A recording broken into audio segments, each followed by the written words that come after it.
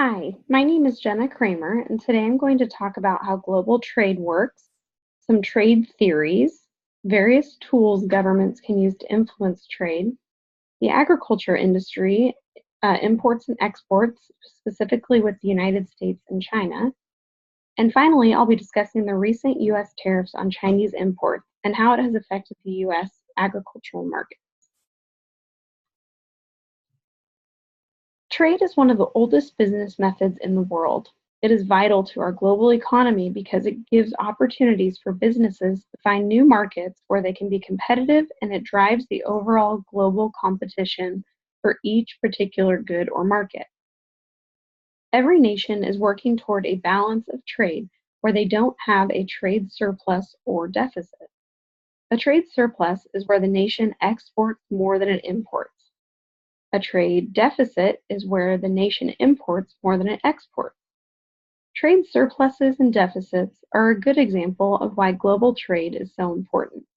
Even if a nation grows or produces a certain good or service, if something happens in that specific nation that affects that good or service, then nations can still get those goods or services from other nations. So there are two kinds of trade theories. There's classical trade theories and modern trade theories. So we'll start with classical trade theories, which are those which were developed before the 20th century.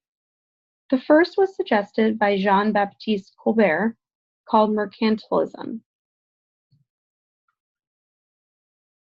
This theory states that governments should protect their domestic industries, and those nations with a trade deficit are likely to be unsuccessful. Those with a trade surplus will be successful.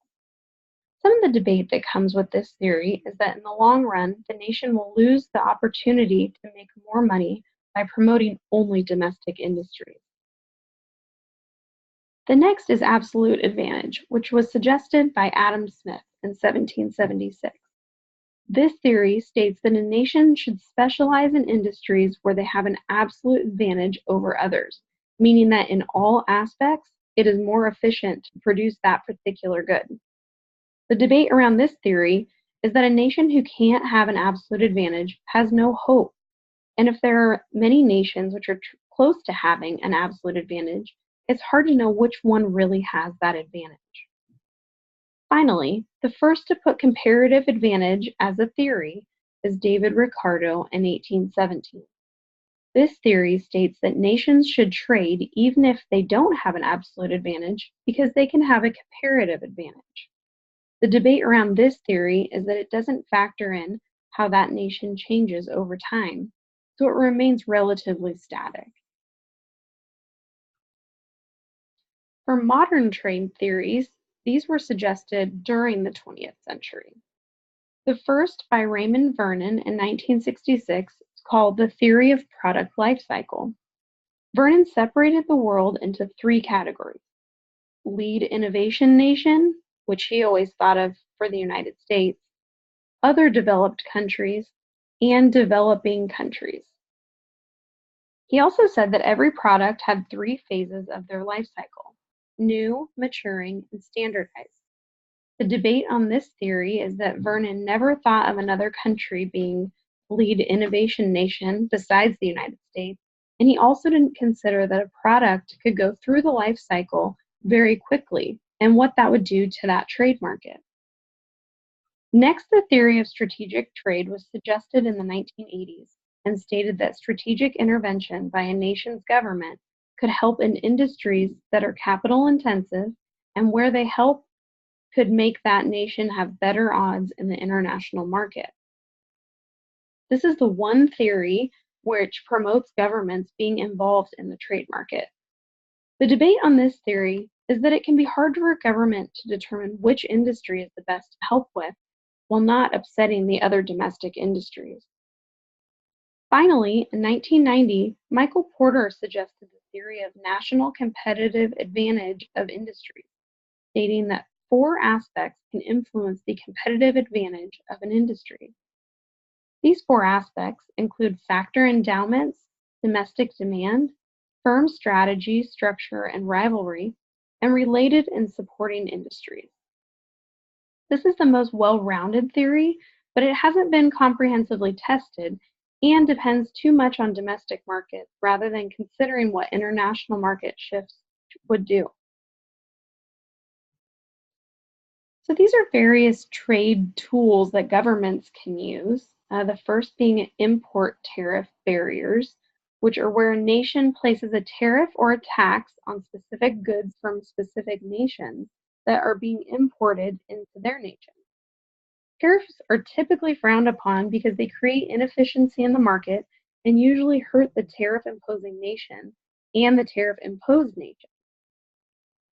Subsidies are payments to domestic firms from their government. These typically create more of a domestic market because imports can be competitive with the lower price because of the government payments that those firms are receiving. Import quotas are where a nation restricts the amount of imports, typically of a certain good that they will accept from a nation. Export restraints are the opposite of import quotas, and that a nation will have a limit on the amount of goods they export to a certain nation. Local content requirements are where a nation states that they will place a tariff on goods that are produced in their nation by another nation unless a certain portion of the good comes from the nation which houses the production facility. Administrative policies are when a nation makes laws that directly affect an importing nation, such as having laws around quality of a product, which then removes that certain nation from the market. Finally, anti-dumping duties are where a nation will place a tariff on an importing nation who is selling products lower than the market in order to remove domestic firms from the market. This is a way of protecting the domestic market.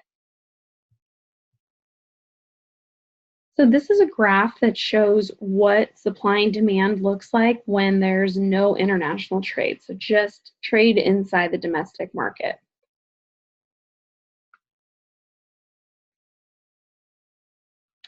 Now, this is a graph that shows free trade in progress, so international trade, but there are no restrictions.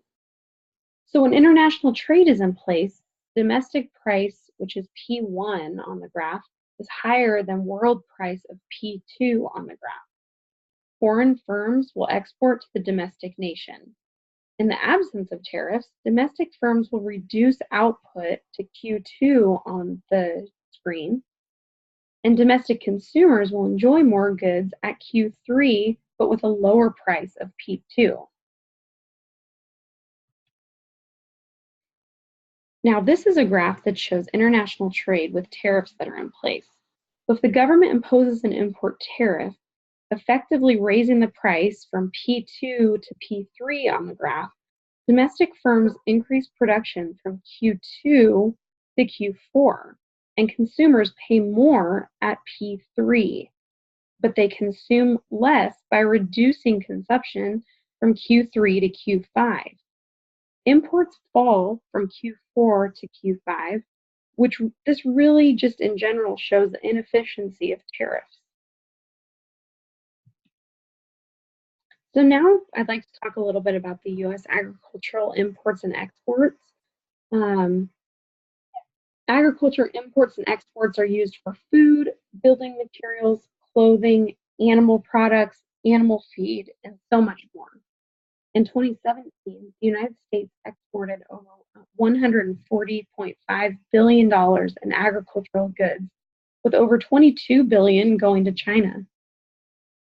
In 2017, the United States also imported over $105.7 billion in agricultural goods from around the world.